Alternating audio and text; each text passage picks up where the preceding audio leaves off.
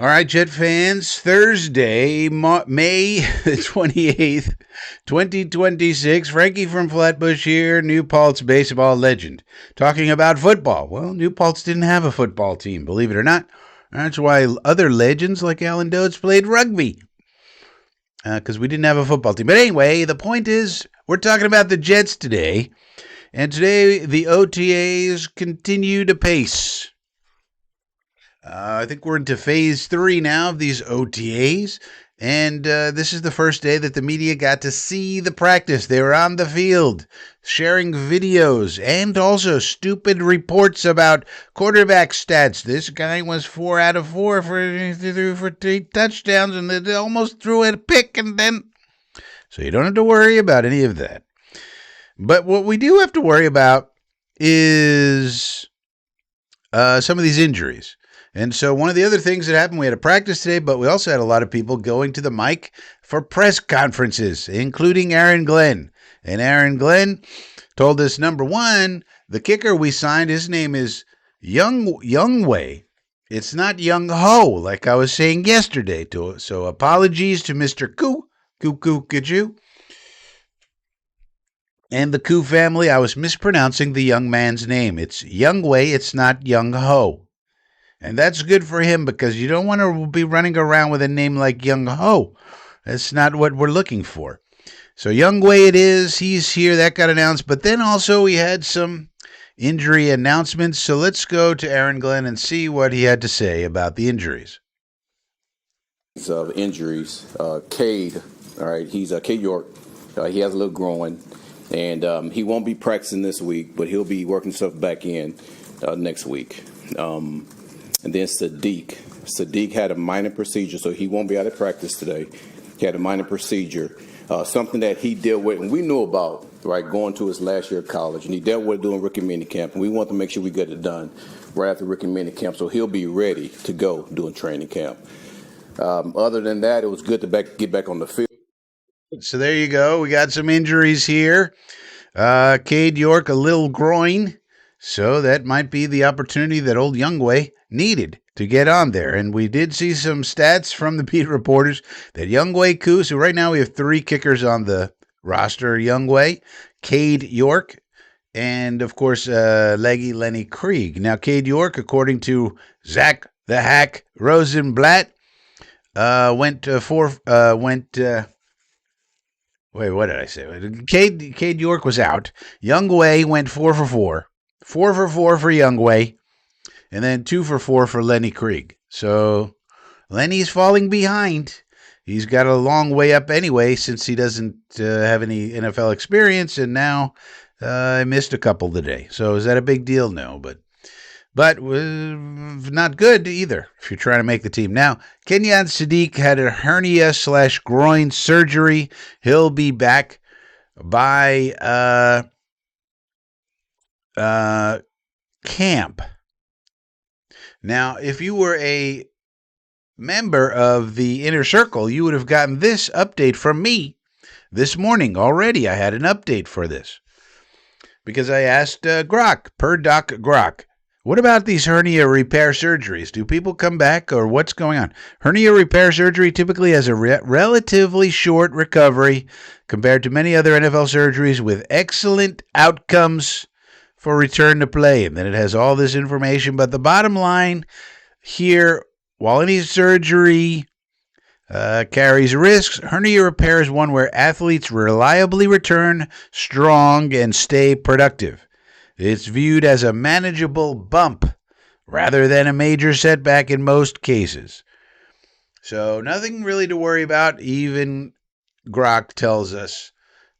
So, and I would encourage you to join this channel as a member. You get lots and lots of extras, including when there's something that needs to be put out. You can either follow me on X. It's one way to get. Sometimes I do both, give the information out on X.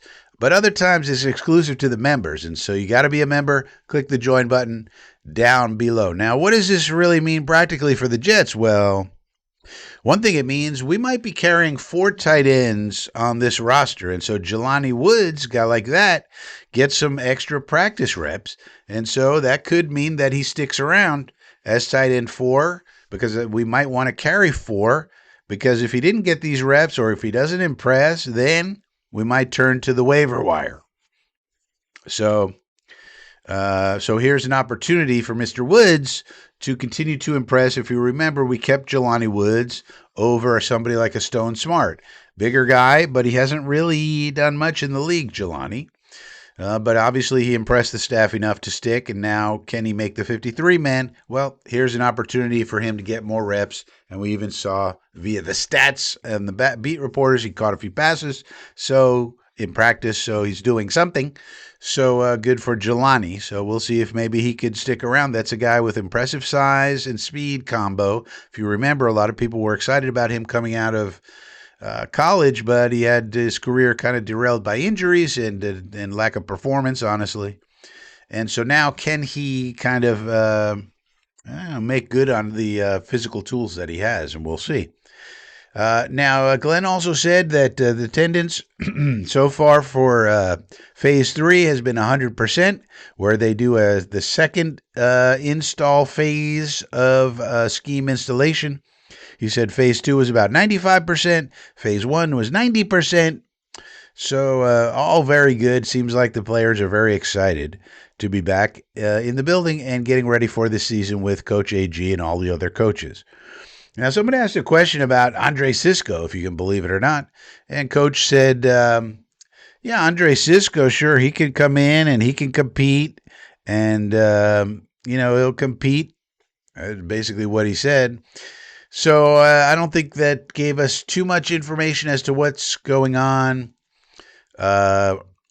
with regard to the safety position. We're kind of going to have to wait and see about that. Now, somebody else asked him, how have you grown, Aaron Glenn, as a coach? So let's hear what Coach had to say about that. Their ass off, and it's fun to watch, and it's good to see. Let's talk about the Knicks here. Players and just kind of where they at, but how do you feel like you've grown in coming into your second OTA? Man, in a number of ways, from a head coach perspective, and obviously decision making when it comes to surrounding yourself with the right people. Of making sure like everything is detailed out. It's not that I didn't do it last year, but man, I just been like meticulous on those things. Making sure that every practice that we have, there's a reason behind it, and then explaining that to not only the coaching staff but also to the players of what we're trying to do. Obviously, there's rules going into Phase 3, but I want those guys to know exactly why we're on the field and how we're going to operate on the field and what we want to come away with, and that's in every practice going to. We got decision making and meticulous planning. So I think that's interesting that he cited that because, after all,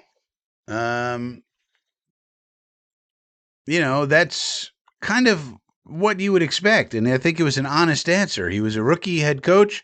He tried to plan, it basically was saying he tried to plan everything he could out and make it as meticulous as possible, but he realized it maybe wasn't as meticulous as it should have been. And some of the decisions that they made, perhaps not the best. But they also asked him about D'Angelo Pons, and this is one of the big questions that we have. Is Pons going to play inside or outside? So let's hear what he said. What's the game plan in terms of getting him there? Is he going to do both right away? Is he going to hit right minute one? Yeah. Here's what we found out in Phase 2 going through the installations.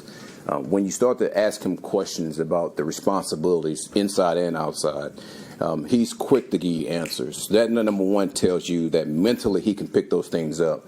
So now how does he do that, in live action? So now we start him out at nickel, see how he operates. Then we'll put him on outside maybe today and see how he operates there. And let's just see if he can continue to handle that, because sometimes it's different just doing it in the classroom than doing it on the field. So we'll be able to see that as we go through these practices. So we're starting him out inside, see how he does. Then we're going to go outside. So that's, that's going to be the interesting thing. Ultimately, what we want to have happen as fans, we want to have Azareye'h Thomas win an outside job, but we also want Pons to do a great job and give the Jets a hard decision to make, right? About about it and have, but basically, if they're both really good and they win starting jobs, the way to split up the work would be okay. Stevens on the outside one spot, then Azaria on the outside on the other one. Give Pons the inside this year, and then next year when Stevens leaves, switch him outside. And if we did that, then that sets our three cornerbacks. Remember, in today's NFL, you really have three starting cornerbacks. The nickel position is basically a starter. You're going to play 75, 80% of the snaps. So those are our three. And then what that allows you to do, put Minka at the free safety. And then you'll have a competition for strong. I would anticipate that Dane Belton would win that, although Andre Cisco, like Coach said, he's going to fight for a spot. We'll see. I mean, you got Andre Cisco, you got Dane Belton, you got Malachi Moore, though he's probably the backup free safety and a nickel option, although you got Jarvis Brown-Lee to back that up as well. And then so basically you're going to have Cisco, Belton, and don't forget about Max Payne, Max Payne. Fighting it out for starting strong safety, and I would bet that Dane Belton wins that one, but you never know.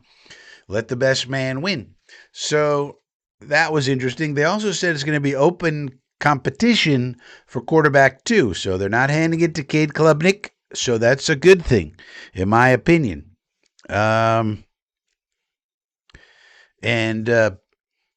So let him fight for it, and hopefully he wins it. But if not, all right, he's quarterback 3, and Bailey Zappi most likely would be your quarterback 2. That's not the worst thing. I would prefer Klubnik win the job, obviously, but the beauty of having a guy like that, considering where we drafted him, is that you keep him, you let him develop at his own pace. If he accelerates and he wins the job for QB2, great, wonderful.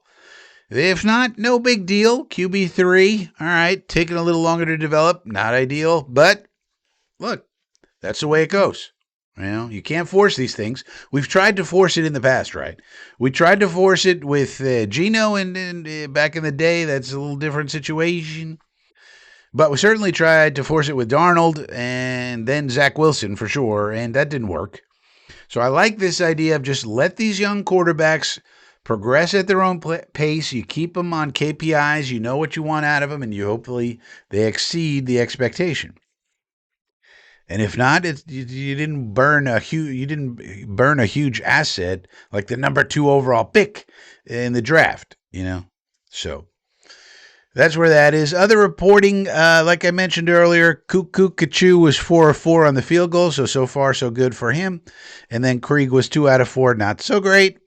Also out of the news department, the Jets have announced construction of a new 2-level weights and training room at One Jets Drive. This has been described as a state-of-the-art thing. You can see it right here. It says Jets completely overhauling weight room with cutting-edge performance center. So that's nice. And they got guys in the bubble now as a temporary thing. And if you want to see that, here's the temporary bubble. So, just like a normal bubble that you would see on a college campus. It's got all the bubble things that you would expect. And this is now the weight room. This in and of itself is a nice little weight room. Look how big it is. But we're building something brand new and exciting. So all those people who say, what he thinks, it's like, well, the man spends a lot of money. How much do you think it costs to build a 2-level cutting-edge performance center? It's not cheap. So, Woody's been bad in that we haven't found a quarterback, that's for sure. But also, I think that's kind of like one news item. Then we had player pressers, and Demario Davis and Geno Smith and Garrett Wilson spoke to the media, and everything's all lovey-dovey right now.